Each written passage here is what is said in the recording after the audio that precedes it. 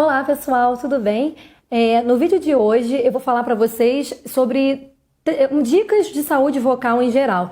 Nós vamos dividir, para que não fique uma coisa muito extensa, muito maçante, né, para os alunos, mas o tópico inicial agora vai ser a respeito de saúde vocal. O que é bom fazer com a voz, o que não precisa fazer. Eu acho que isso é de extrema importância para o profissional da voz, para o aluno, e é uma boa maneira da gente começar, né, a introduzir a respeito da saúde vocal. O primeiro tópico que eu vou falar para vocês é uma coisa que todo mundo fala muito, a gente ouve falar muito a respeito, mas a gente nem sabe muito bem, às vezes, diretamente por que isso acontece, né? Primeira coisa que eu vou falar para vocês é a respeito da importância da hidratação. Como é importante a gente beber água. A gente ouve isso em todos os lugares, né? Isso aí, vocês já estão carecas de saber.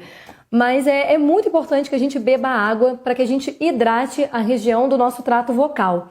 Né? Quando a gente bebe a água, o que acontece? A água não vai diretamente para as cordas vocais, né? Ela não banha a nossa laringe. Não é assim. Se acontecer isso, a gente vai morrer. Não é isso que acontece. A água, quando a gente bebe, ela vai passando pela faringe e a faringe tem contato com a laringe, né? Então vai hidratar, vai suavizar a região de maneira sistêmica, né? Você não está banhando a região diretamente, nem deveria. Mas, de um modo geral, é muito importante que a gente beba água. E por que beber água em temperatura ambiente e não beber água gelada, né? Porque as pessoas ficam, não beba água gelada porque faz mal. Na verdade, não faz mal para todo mundo, né? Eu acho bem importante deixar isso claro, porque nem todo mundo é sensível à água gelada. Mas é bom evitar, por quê? Caso você seja sensível, né, à água mais gelada, o seu organismo reage de volta. E como é que ele reage de volta? Te deixando rouco, te deixando com a voz cansada. Então é uma coisa que você quer enquanto profissional da voz, né? Quando você pega um copo de água, por exemplo, né, uma água gelada, muito gelada, e bebe, o seu corpo pode reagir produzindo muco. E essa produção de muco, o corpo reage como, né?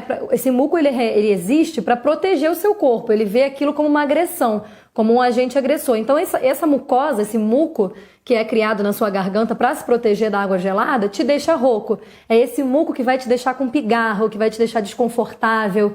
Então, via de regra, evita a água gelada. Bebe água em temperatura ambiente, fresca, né? Também não vai ser uma água quente, mas uma água fresca. Sempre se hidrate com água que não seja uma garrafa de plástico, evita.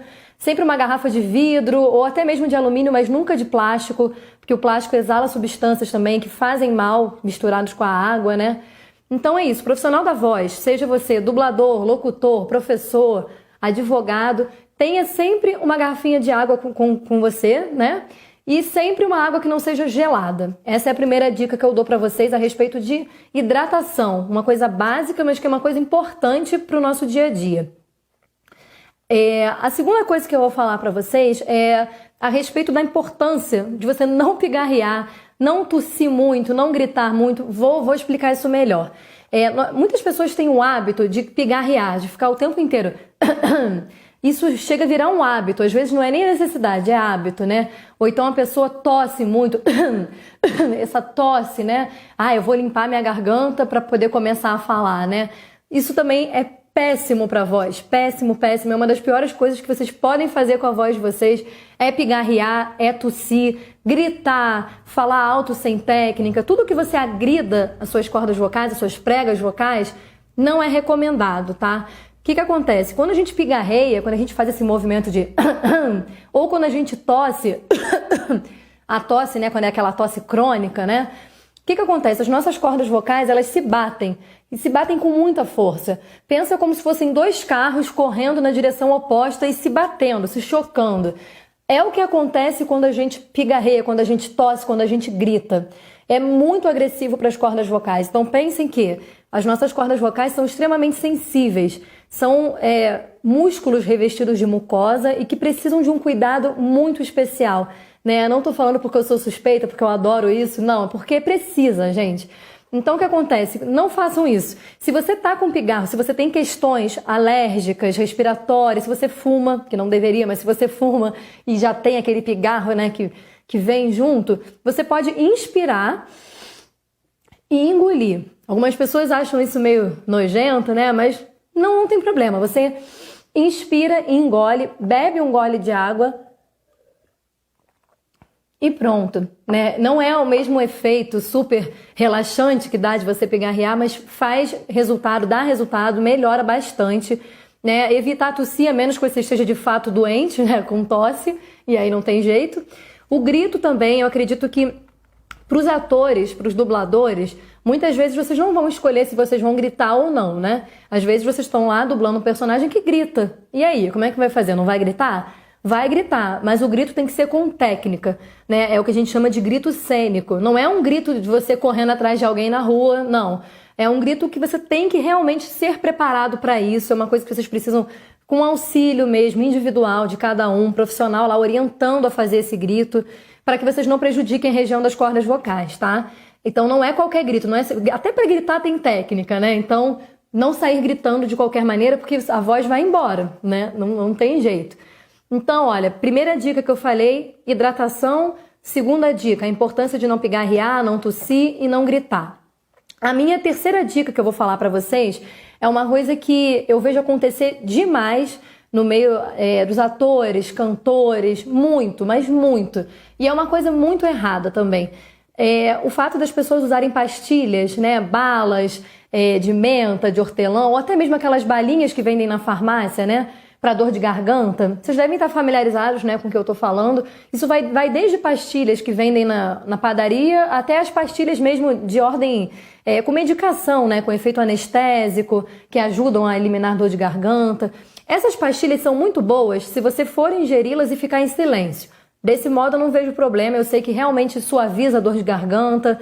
Se você está cheio de dor de garganta, com uma amidalite, com uma dor insuportável, você consome uma balinha dessa, fica em casa vendo televisão, não tem problema. Você vai sentir um alívio e ótimo, né? Mas se você vai usar a sua voz em seguida, é extremamente nocivo. Por quê? Porque que acontece? A gente, quando faz uso dessas balinhas, né, dessas substâncias, a gente fica com a nossa faringe, com o trato vocal totalmente anestesiado. A gente não sente dor, não sente nada, na verdade. Então você faz um abuso vocal, você fala mais alto do que deveria, mais do que deveria, mas o problema ainda está ali, né? A patologia ainda está ali, você não está curando, é só um paliativo. Então o que acontece? Na hora você vai falar a beça, vai sair lá a sua voz, você vai conseguir fazer tudo direitinho.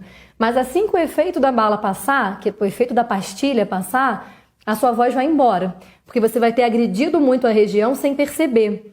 Né? Isso acontece, por exemplo, só que nas cordas vocais a gente não vê, né? A gente não tá vendo que as cordas vocais estão lesionadas.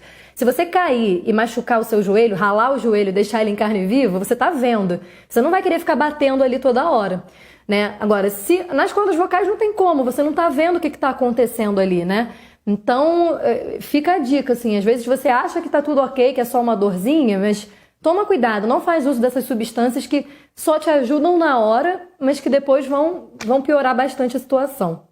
Então, foram essas 3 primeiras dicas que eu dei para vocês a respeito de saúde vocal. Espero que eu tenha ajudado. Fiquem ligados, então, para o próximo vídeo com mais dicas sobre saúde vocal. Obrigada!